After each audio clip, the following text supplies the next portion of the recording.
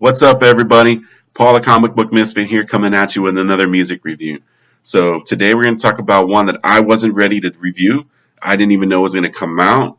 When I saw this on Spotify that it dropped, I had to reserve my emotions. I was ready to start screaming and cursing and running around and jumping for joy. No, trust me, you don't want to visualize that. Anyway, we're going to talk about Nine Inch Nails' new EP, not the actual events. Now, what got me excited is that Nine Inch Nails slash Trent Reznor, the driving force behind the band, hasn't actually done an official release in about 3 to 4 years. He's been focusing on film work. He's been doing a lot of scores. He won an Oscar for his work on The Social Network. He had a side project with his wife called How to Destroy Angels. He's kind of just branching out. He's doing a lot of different things. And that's wonderful. That's amazing for an artist to do that. I think it allows an artist to rediscover what pretty much what inspires them to make that music that they want to in the first place. So I think, my opinion, having gone and done these different ventures has really caused Trent Reznor to focus his attention on reinventing Nine Inch Nails. And I say reinvent because when you hear this EP and you listen to 5 tracks, yes, 5 tracks on this EP, it's like a primer to everything he's done in his career. And I'll give you some examples. So first, we're going to start off with the first track. It's called Branches slash Bones. By reinventing, I mean going back and rediscovering what you've done before. Branches slash Bones, or Branches and Bones, as I like to refer to it. This sounds like a track that should have been on his debut album, Pretty Hate Machine. It's raw, it's in your face, it's like a sonic onslaught. You hear the quick syncopated drum beats. You can tell it's done, it's computerized, you can tell it's pre-programmed, and that is what the heart of industrial music is. Even more so, more than Pretty Hate Machine, to me this reminds me of Ministry. Ministry were pretty much like the godfathers of industrial music, hard industrial music. This sounds like something that could have been from their album New World Order. And I think Trent, to me, it seems like Trent's trying to make a statement. This is what we've done. This is where we've evolved from. And you know what? Let me take that back. I don't want to put words in Trent's mouth. I don't know what he's feeling. This is my opinion. I think this is a throwback to Pretty Hate Machine and a great way to introduce people to the different, I guess, eras. You know what? That's a better explanation. Eras. Different eras of Nine Inch Nails. And when I say eras, one can't think of Nine Inch Nails without thinking of their most successful album, The Downward Spiral. And I say successful in terms of commercial success. It's critical success. I believe it was ranked in the top 500 greatest albums of all time from Rolling Stone. I could have gotten the number wrong, but I do know that Rolling Stone ranked it pretty high in one of the most essential albums. The song Closer, which you hear on music video, you hear it on FM radio, you've seen the music video, even just the chorus, I want to F you like an animal. Everybody knows, anybody that's a rock fan or a music fan knows that song. That's from that album. I think in the second track to this EP, Trent is bringing back that feel from the Downward Spiral, especially in terms of songs like Piggy,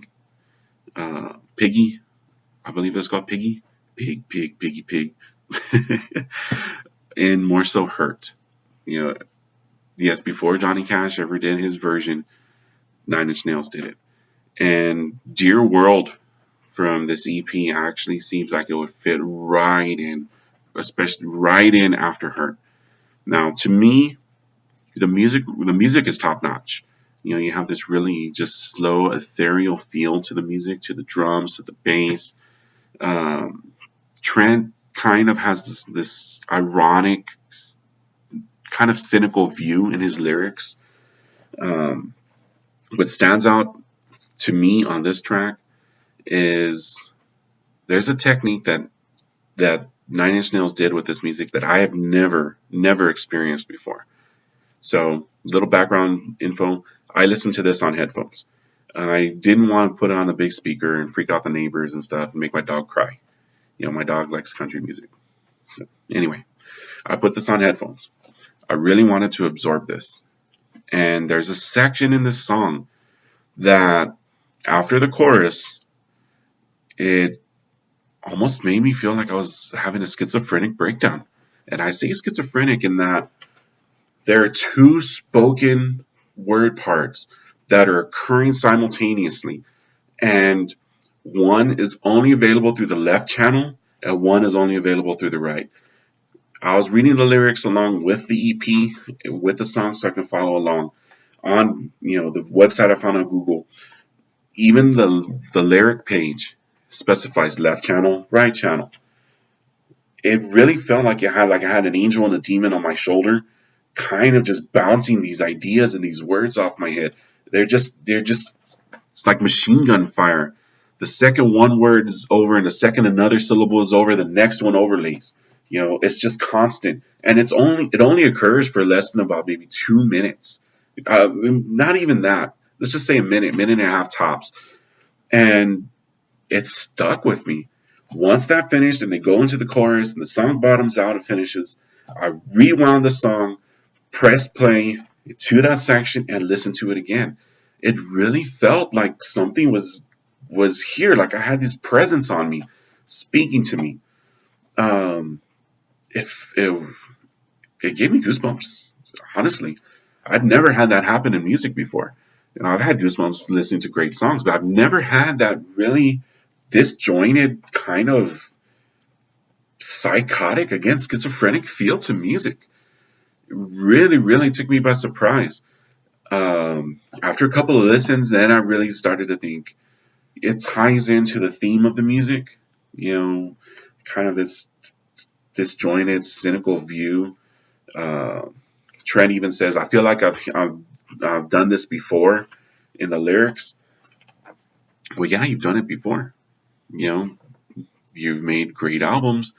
I reiterate, it sounds like he's going back and revisiting different eras in his music. But to have that effect, that's musical genius. I've never, ever encountered that. I don't know if anyone's ever going to be able to recreate that. I don't even know if Trent can do it again. But if that is something that he picked up with his projects or his film work, holy crap, was it effective. It stuck with me. I don't know if I'm ever going to be able to properly explain the type of effect it had on me. I'm just trying to give you an impression. I want you guys to go out and listen to this song, Dear World. And again, I highly recommend putting on headphones, your earbuds, big, huge beats, whatever you got. Turn the volume up. Don't kill your hearing, but definitely absorb that song and really pay attention to the center part after the first chorus, because trust me, you're never going to have that effect in music. Definitely not anything you're going to hear on the radio or prepackaged mass media crap. This is the mark of an artist. Definitely. I mean that with all sincerity, honesty. That is the mark of an artist. So going from that, third track on there, She's Gone Away, features guest vocals from his wife, which, again, if you're listening to headphones, you're not going to be able to pick up the sound of her voice, which is surprising. It sounds like it was purposely layered into a lot of the tracks on the album, the bass and the guitar, and it just has this really slow build to it that it's very subtle, kind of haunting. The song is slow and haunting to begin with. It feels like it drones, but at the same time, it's emotional. It feels like he's lamenting the loss of somebody or the loss of something. And when you listen to it, you kind of get that feeling. You kind of get that dark, morose feel.